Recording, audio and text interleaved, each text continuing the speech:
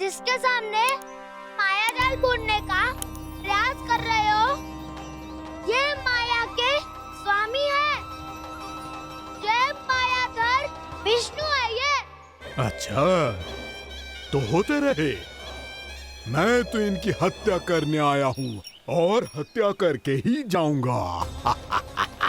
जाओ, आप सखाओ को बचाओ, मैं इनका सामना कर लूंगा। पर कान्हा, अभी आप ही ने तो कहा था माया का स्वामी हूँ मैं।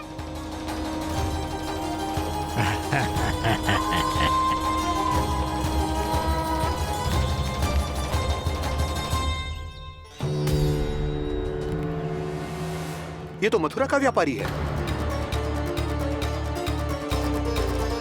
इसको अर्थ वो जो था वो सच में छलिया हो तो कहीं वो नंदमोहन तो ना पहुंच गओ।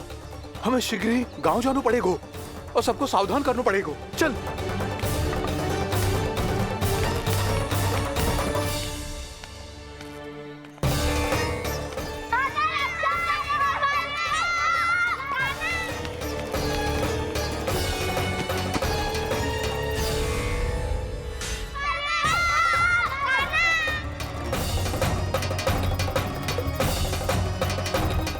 यदि तुम्हें लग रहा है कि मेरे छल के वार से बच गए हो, तो मुझसे भी बच जाओगे। ये तुम्हारी सबसे बड़ी भूल है कृष्ण। मेरे पास बहुत सारे मायावी अस्त्र हैं, जो क्षण भर में ही तुम्हें विष्णु लोक पहुंचा देंगे। तो फिर प्रतीक्षा क्यों कर रहे हो? बालक, मैं परिहास नहीं कर रहा हूँ। मुझे पता है, तभी तो कह रहा हूँ शीघ्र दिखाओ ना। मुझे तुम्हारे सारे मायावी अस्त्र देखने हैं। कैसे बालक हो तुम? मैं यहाँ खेल दिखाने नहीं आया हूँ। तो समय व्यर्थ क्यों कर रहे हो ब्रह्मासुर? जो करने आए हो वही करो ना। अब देखो कैसे तुम्हारे प्राण एक ही वार में इस देह का साथ छोड़कर उड़ जाएंगे। मेरी मायावी अग्नि तुम्हारे भोले भाले से इस मुख को जलाकर भस्म कर देगी।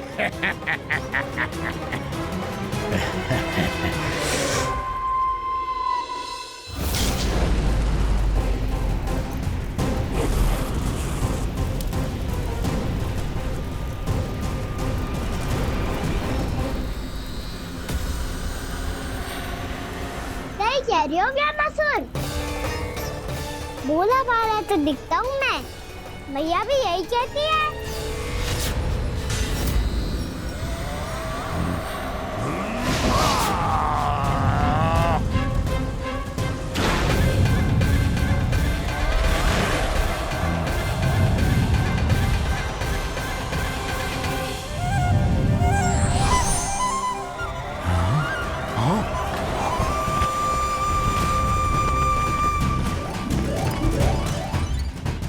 आसन को उपहार देने के लिए बहुत बहुत धन्यवाद ब्रह्मासुर।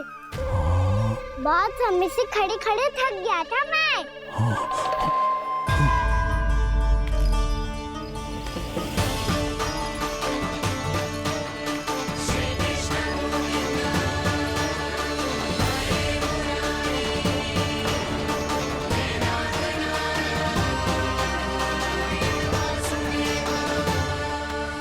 अगला अस्त्र दिखाओ ना।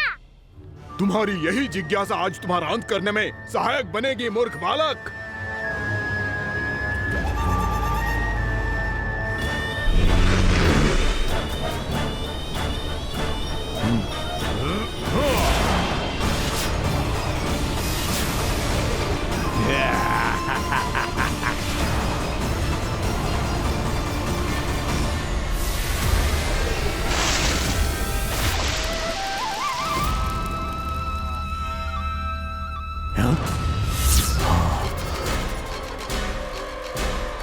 अच्छा, पर प्रक्षालन करना चाहती थे तो पहले क्यों नहीं बताया?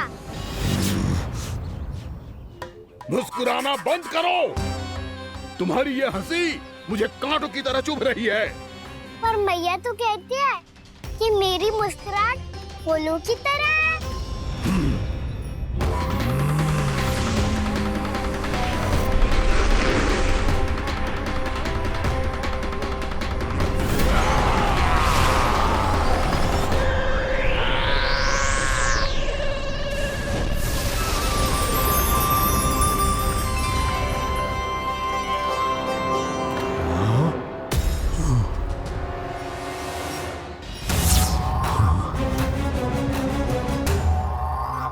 कहा था ना मेरी मुस्कुराहट बिल्कुल इन्हीं फूलों की तरह है।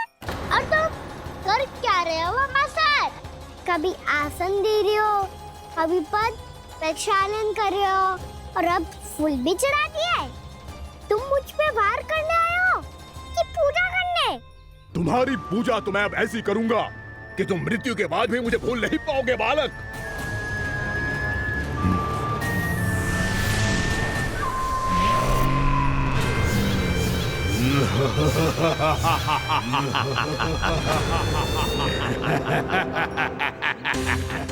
कान्हा, ये चट्टान तो मुझसे हिल ही ना रही।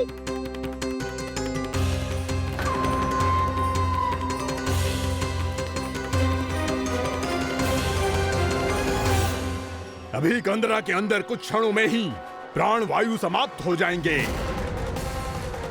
तुम्हारे सारे सखा एक एक कर अपने प्राण त्याग देंगे और तुम्हारा वध करूंगा मैं।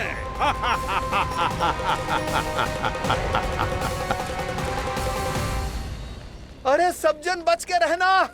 छलिया आया हुआ है वृंदावन में। अरे छलिया आ गया है। वृंदावन में मायावी छलिया। अरे क्या होगा? कौन छलिया? मायावी छलिया सबको छलता है वो। हाँ, कुछ भी कर सके है वो। बहुत भयानक। अरे भानु, ठहर जरा, क्या हुआ? बहुत भयानक है वो, बच के रहना सब लोग।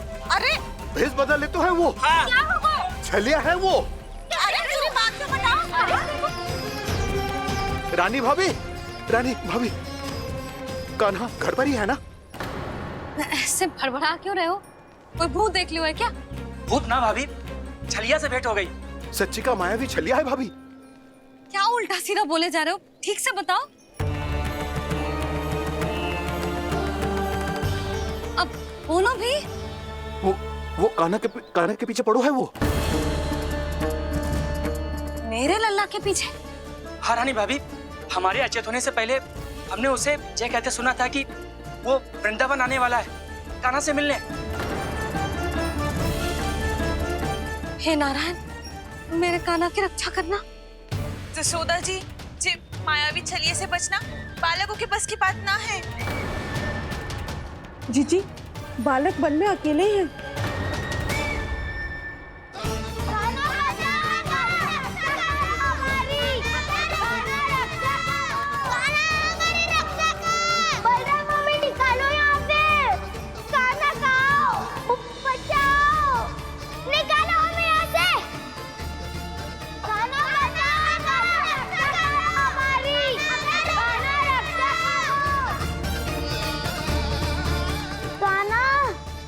चट्टान तो मुझसे हिल ही ना रही। यदि मैं माया का स्वामी हूँ तो आप भी बल के स्वामी हो। ताऊ, अपनी क्षमता, अपना सामर्थ्य स्मरण करो।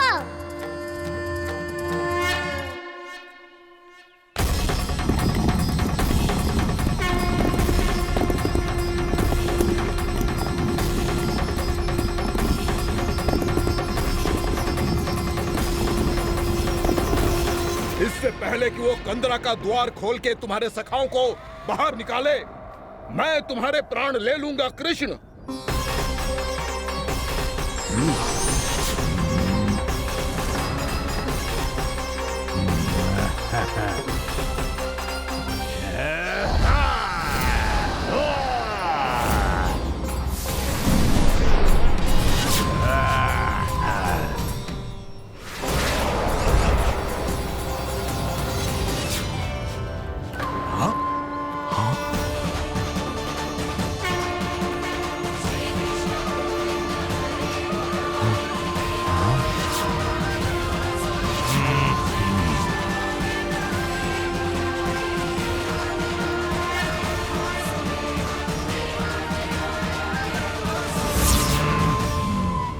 अब कितनी पूजा करोगे ब्रह्मासुर?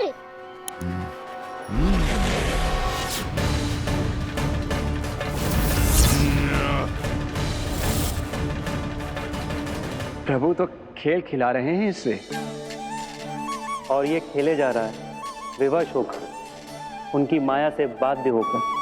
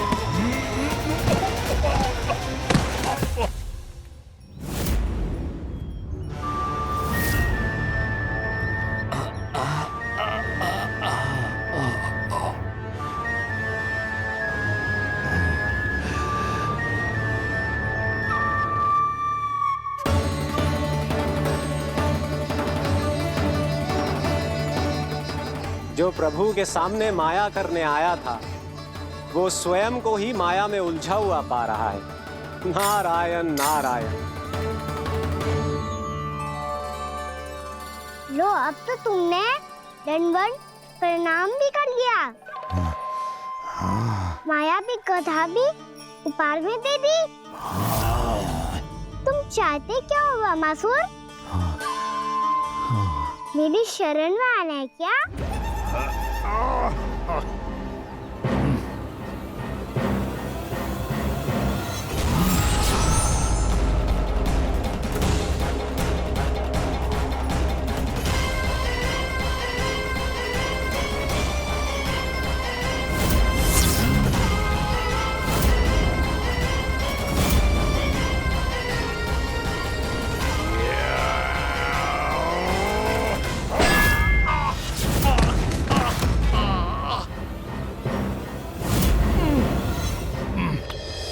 सोच विचार का समय ना है हमारे पास।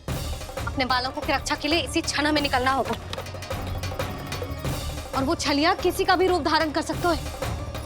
सुलक्षणा तेरा, शांति तेरा या मेरा, किसी का भी रूप धारण करके हमें भ्रमित कर सकते हो। इसीलिए हमें सतर्क रहना होगा। समझ आई? चलो।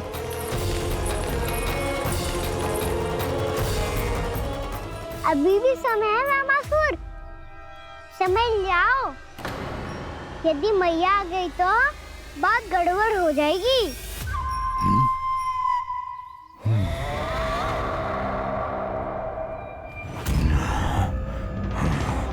मुझसे झूठ का कोई लाभ नहीं होगा।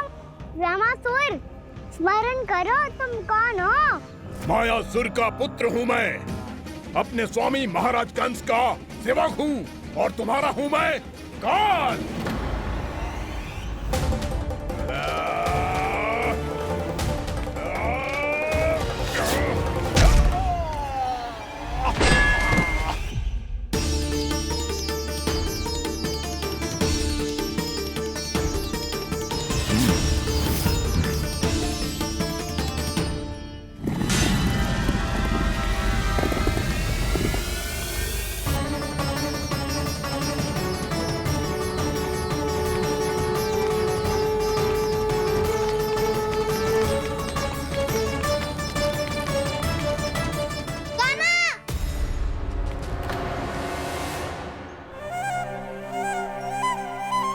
बाबा कहते हैं दुष्टों को पहले बातों से समझाना चाहिए, फिर भी ना माने तो अस्त्र ना उठाना दृढ़ता होती है।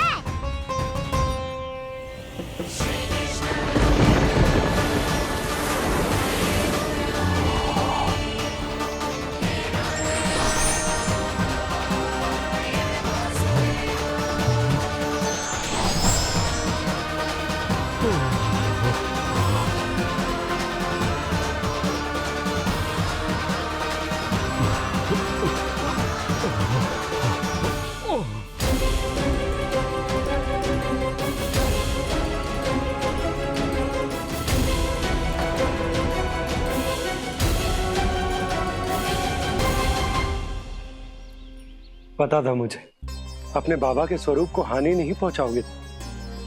सही कही तुमने। पिता की छवि ही पिता के समान भी आनंदीय होती है। ब्रह्मासुर, ब्रह्मासुर। ये मैं अपने वास्तविक रूप में कैसे आ गया?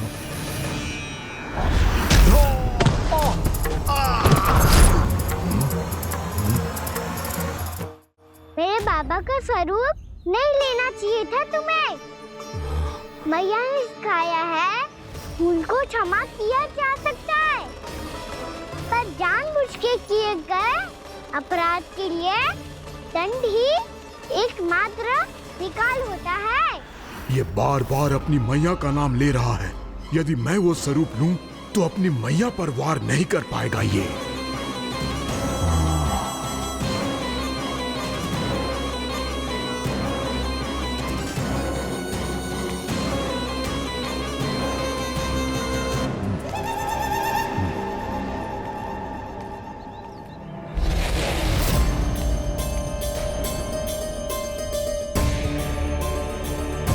लल्ला,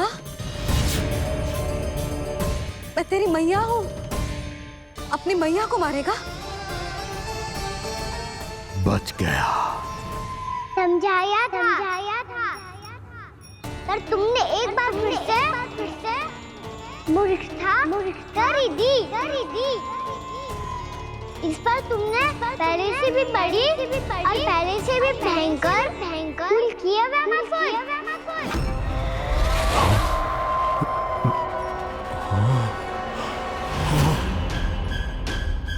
ये क्या हो रहा है मुझे? बार बार मेरा रूप क्यों बदल रहा है? ममता को समझे बिना अधिक समय तक मैया का स्वरूप हरण करके नहीं रख पाओगे ब्रह्मासुर।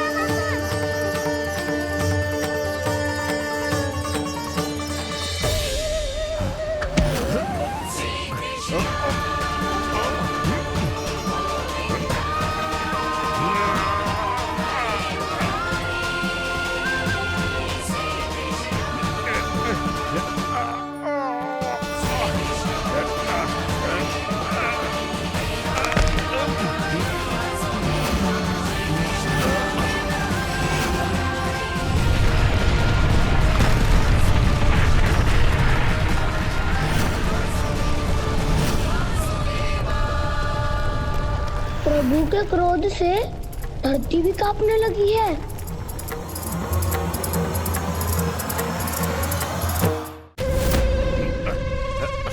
पुत्र को मारने के उद्देश्य से एक मां का रूप लिया तुमने। ये ममता का और मेरी मैया का घोर अपमान है ब्रह्मासुर।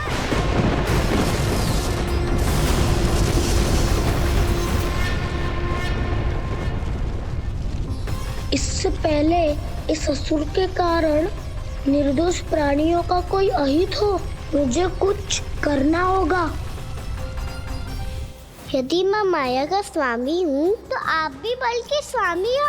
दाऊ, अपनी क्षमता, अपना सामर्थ्य स्मरण करो।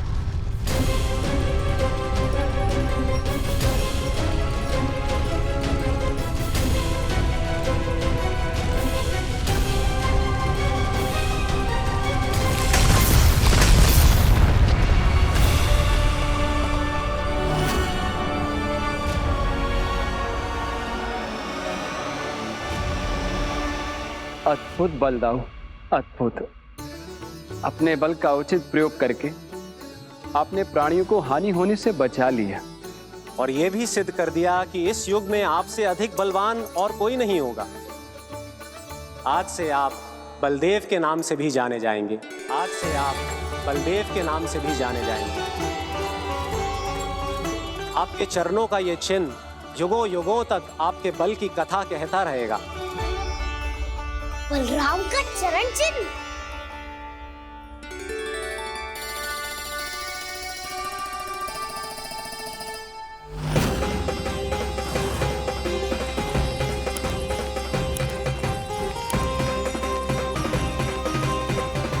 मेरी माया से आज तक कोई नहीं बच पाया है। एक बार मुझे छोड़कर देखो, फिर पता चलेगा कि मैं हूँ कौन। पहले ये तो देख लो कि मैं कौन हूँ।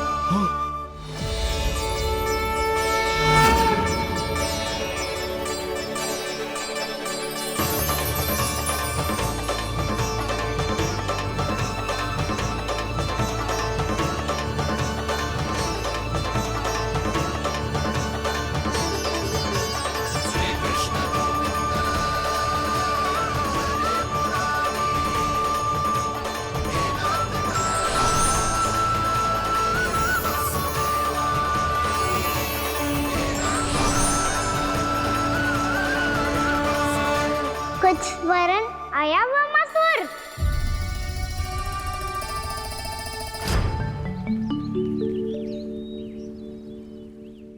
बहुत समय पहले की बात है, बहुत बड़े भूमाकर राज करते थे तुम्हें महान राजा भीमम के नाम से जाना जाता था।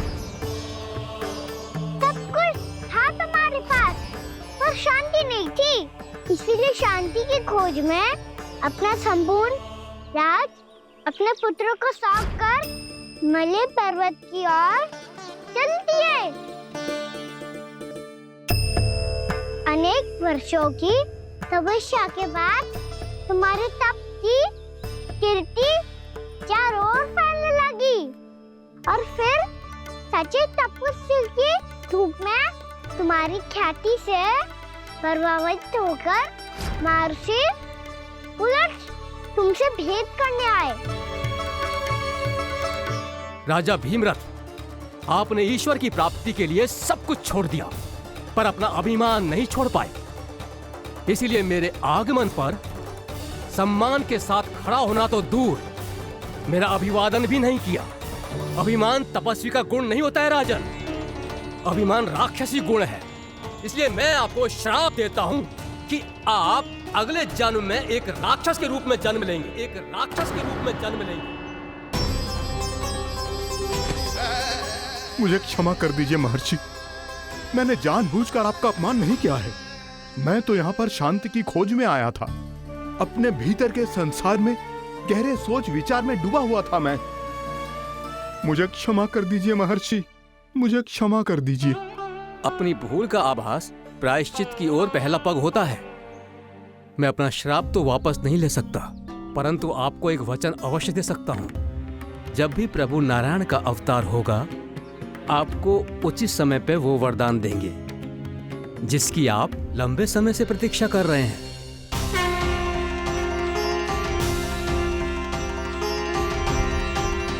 प्रभु, आपने मेरी आंखें खोल दी।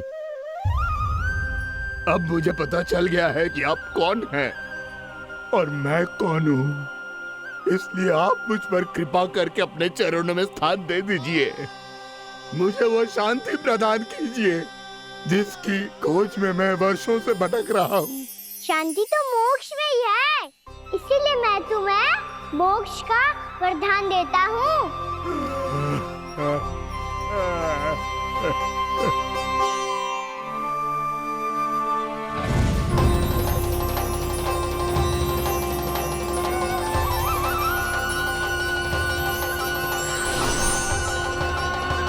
प्रभु की ये लीला सदैव स्मरण रखी जाएगी।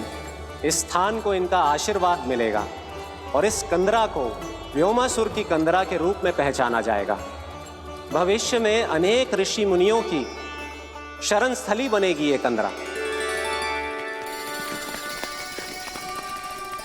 दीदी, ये कोई साधारण बालक ना है। ऐसा चमत्कार कोई साधारण बालक थोड़ी ना कर सकते हो। तुम सत्य कह रहे थे बलराम। गाना सच्ची में भगवान ही है। तभी तो सब देवता इसे बसाने और इसकी ओर से युद्ध करने आते हैं। तुम सब ऐसे आंखें फाड़ के क्यों देख रहे हो मुझे?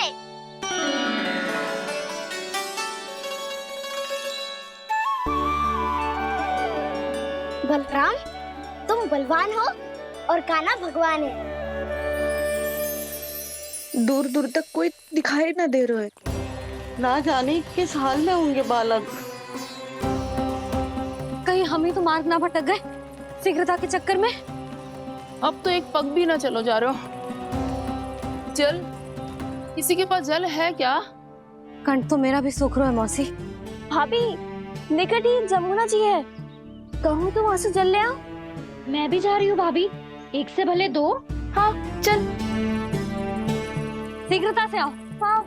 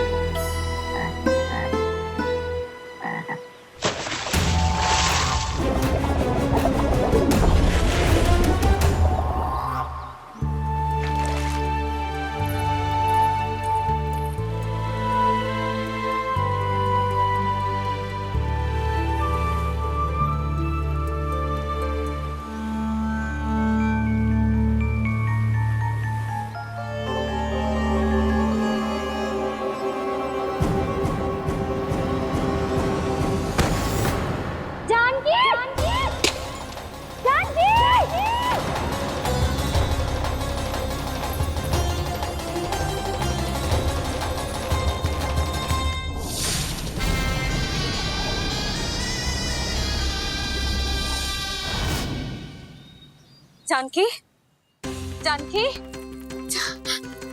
क्या होगा इसे? देखो ना जी, अब छलिया की सूचना मिलते ही हम सब बालकों को ढूंढने चली गई और ढूंढते ढूंढते सबको बहुत प्यास लगी आई जी।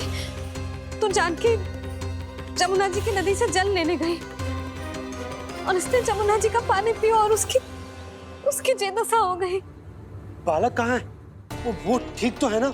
ऊपर से सब ठीक है, पर भीतर से बहुत भयभीत है सब। जानकी तो बिल्कुल नीली पड़ गया है।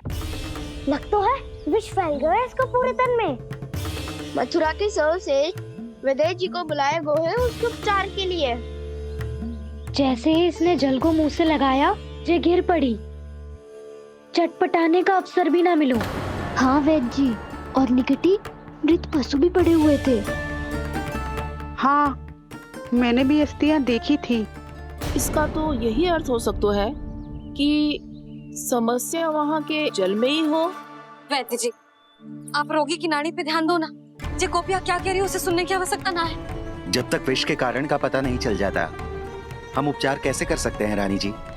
जी, वो निकट ही यमुना जी में एक विशेष क्षेत्र है। ये सब उसी के जल की बात कर रहे हैं। तब तो ऐसा भी हो सकता है कि किसी विषैले सर्प के काटने का प्रभाव हो। पर सर्प के काटने का चिन्ह ना है उसके तन पे। सर्प जब काटता है तब उसके दांत के चिन्ह बन जाते हैं। मुझे पता है, बड़े बड़े सर्प को काटते हुए देखो है मैंने। एक दिन अब बस कर उज्जवल, ये बड़ी बड़ी हाँकने का समय ना है। पर यदि सर्प ने ना काटा है, फिर जानकी की ये दशा किसने की? अवश्य किसी राक्षस ने की होगी। नाना, कोई विषैला पशु भी तो हो सकता है। यह अवश्य किसी महाविषैले सर्प के विष से हुआ है। सर्प ने भले ना काटा हो, लेकिन ये अवश्य ही किसी महाविषैले सर्प के विष के कारण हुआ है। कालिया नाग। कालिया नाग?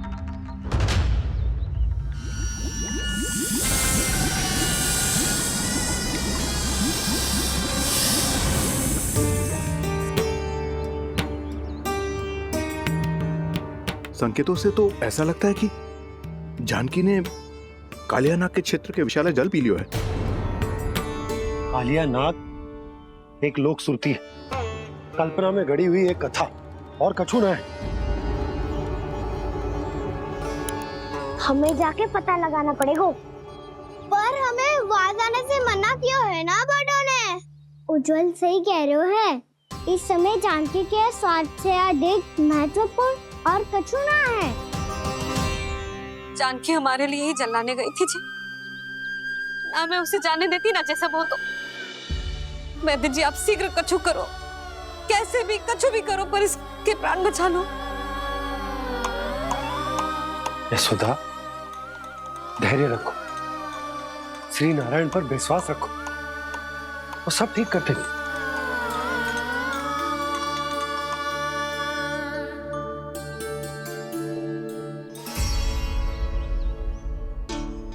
विष की काट की मेरे पास जितनी जड़ी बूटी थी मैंने सब अर्क बना के पिला दी, पर इसकी दशा में अभी तक कोई सुधार नहीं दिख रहा है। यह अंतिम जड़ी बूटी है, अगर इससे भी चमत्कार नहीं हुआ तो फिर जो नारायण की इच्छा।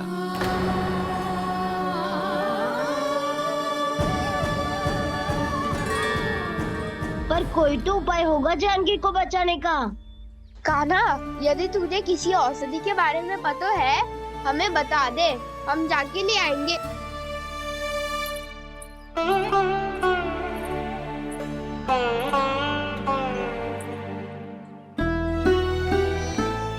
हे नारायण, हे प्रभु, मेरी जानकी के प्राण बचा ले प्रभु। ना तो मैं अपने आप को कभी क्षमा न कर पाऊंगी। ये सारी मेरे ही कारण बनाई थी। उसकी रक्षा करो प्रभु, मेरी पुकार सुनो। कान्हा, तूने हमें बकासुर से बचाया था ना?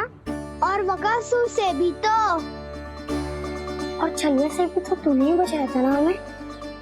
क्या ऐसा कोई उपाय ना है जानकी को बचाने का? धन्वंतरी,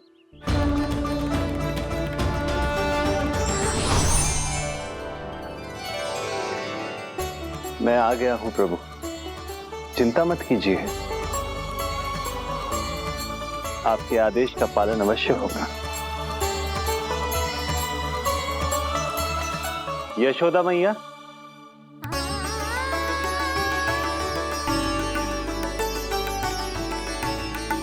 मैया आपको कोई पुकार रहा है।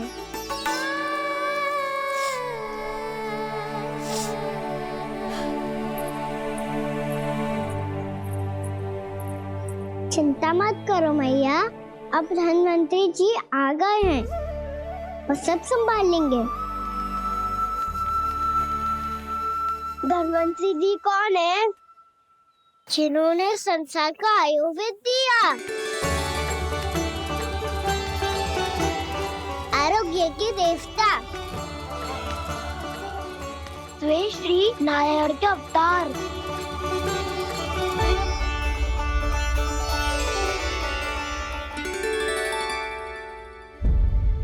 मुझे पता चला है कि आपको वेद की आवश्यकता है। हाँ हाँ, भीतर आइए। आइए आइए वैद्य जी, जी रहे। मथुरा का सर्वश्रेष्ठ वैद्य अर्थात मैं यहाँ आ चुका हूँ और रोगी को जितनी औषधि की आवश्यकता थी सब दे चुका हूँ। निश्चित रूप से आपने विष की काट के लिए बहुत ही उत्तम अर्क तैयार किया है, इसीलिए किसी और वैद्य की आवश्यकता नहीं है।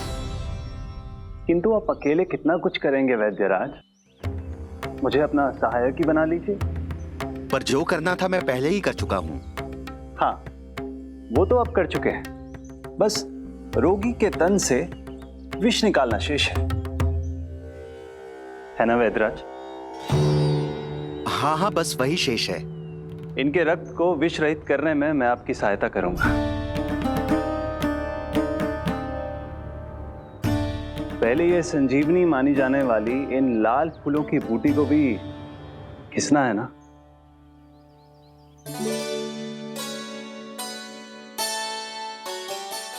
हाँ हाँ, तुम सही कह रहे हो, इसे अच्छे से घिसो।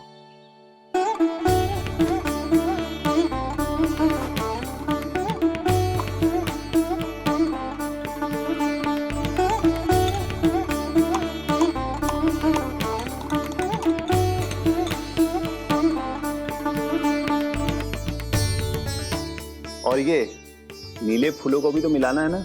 हाँ हाँ, अच्छे सहायक बन सकते हो तुम, ऐसे ही श्रम करते रहो।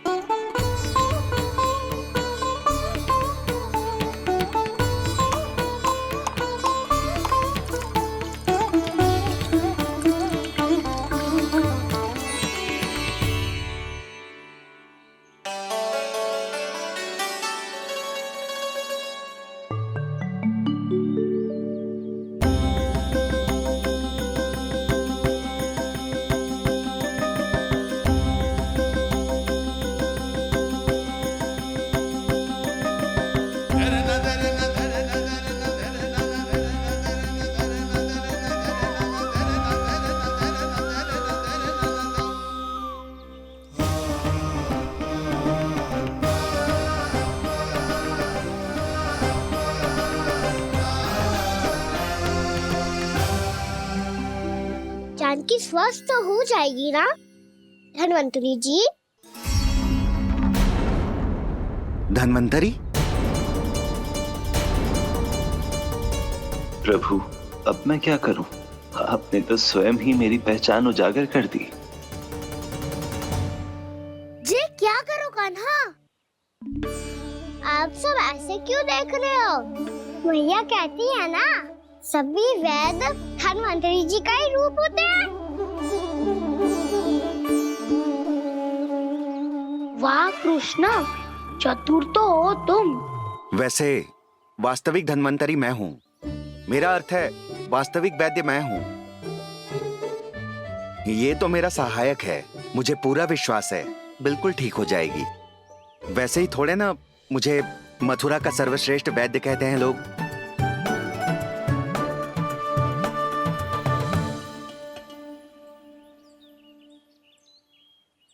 जसोदा भाभी, जसोदा जी, जानकी को चेतना आ गई।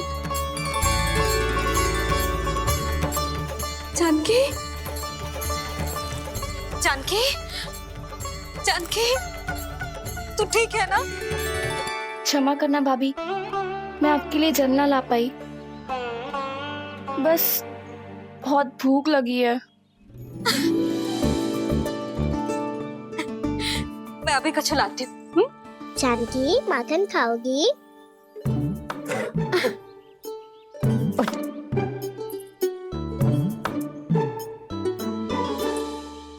आजा, तू ही खिला दे लल्ला।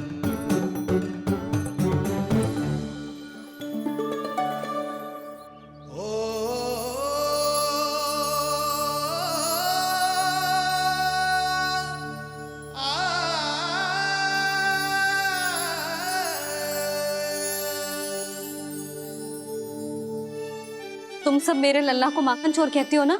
आज देखो, अपना ही माखन जानकी को खिला रहे हो।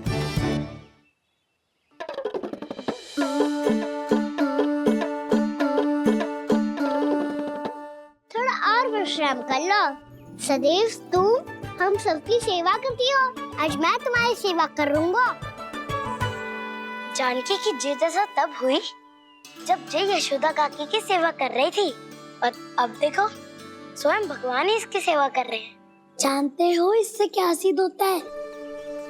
जो भी यशोदा मैया की पूजा करेगा, अर्थात अपने माता पिता की सेवा करेगा, उनके साथ सम्मान से व्यवहार करेगा, ईश्वर स्वयं उसका ध्यान रखेंगे। कभी धन्वंतरी के रूप में तो कभी स्वयं कान्हा के रूप में। भक्त और भगवान का देखो कैसा ये अनुराग, स्वयं करे सेवा प्रभु, अद्भुत गोपी का भाग्य। प्रभु इन सब पृथ्वीवासियों से कितना घुल मिल गए हैं। ना तो ये प्रभु को भगवान मानते हैं और ना ही प्रभु अपने आप को इनसे सर्वश्रेष्ठ समझते हैं। अपने आचरण से ये सिद्ध कर रहे हैं कि ये सभी में हैं और सभी इनका ही अंश है।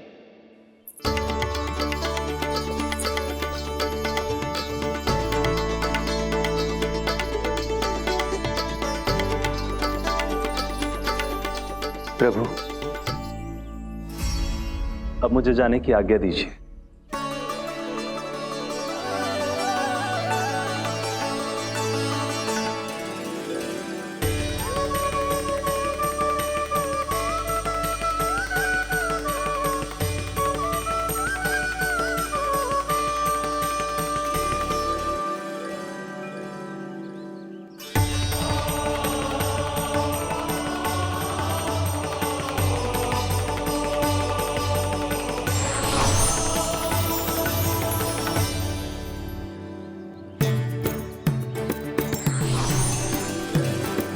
कान्हा ने तो सच्ची में धन्वंतरी जी को बुला लिया था।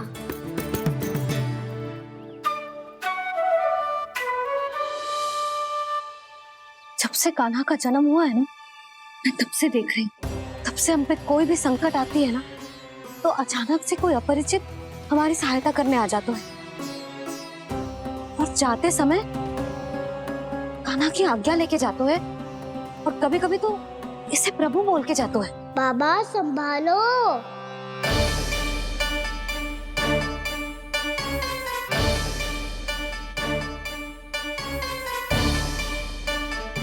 कान्हा के नटखट लीला और मजेदार कारनामे देखने के लिए चैनल को सब्सक्राइब करें और बेल आइकॉन दबाना ना भूलें।